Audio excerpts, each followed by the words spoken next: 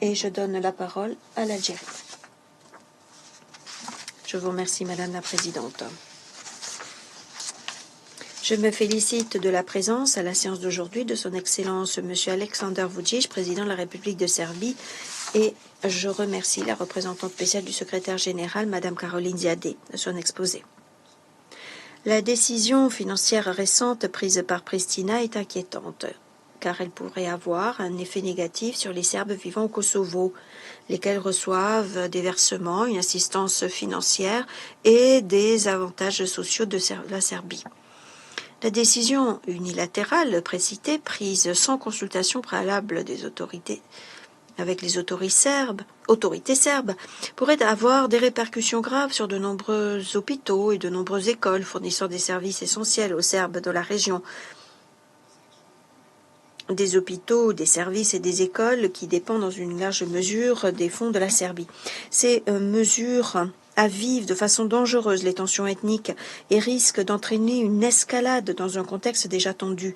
Elles pourraient saper la stabilité fragile au Kosovo et pourrait entraver gravement les efforts sur la voie de la normalisation et du maintien de la paix et de la sécurité dans la région. Dans ce contexte, l'Algérie voudrait transmettre 3 messages.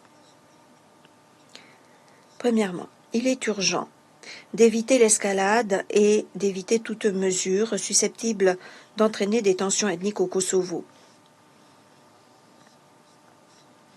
Étant donné qu'il est urgent de permettre aux Serbes de recevoir des fonds sans retard ni obstruction. Deuxièmement, il est de la plus haute importance de rétablir la confiance entre les deux parties et de garantir la représentation effective des Serbes dans les institutions locales.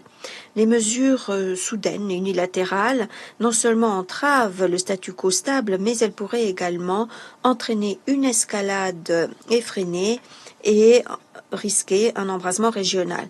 À cet égard, nous prions les autorités du Kosovo de prendre les mesures nécessaires pour établir une communauté, une association de municipalités serbes, comme en convenait l'accord de Bruxelles de 2013.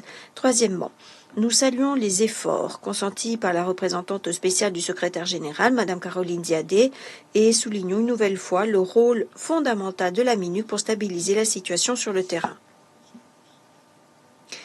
Nous saluons également le dialogue sous l'égide de l'Union européenne pour faire avancer le processus politique et régler de façon pacifique ce conflit conformément au principe de subsidiarité entre les Nations unies et les organisations régionales. Enfin, l'Algérie est d'avis qu'un dialogue véritable et constructif reste la seule voie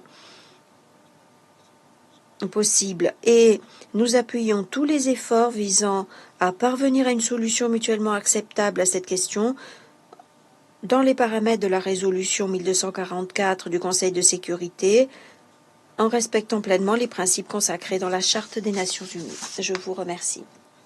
Je remercie le représentant de l'Algérie de sa déclaration.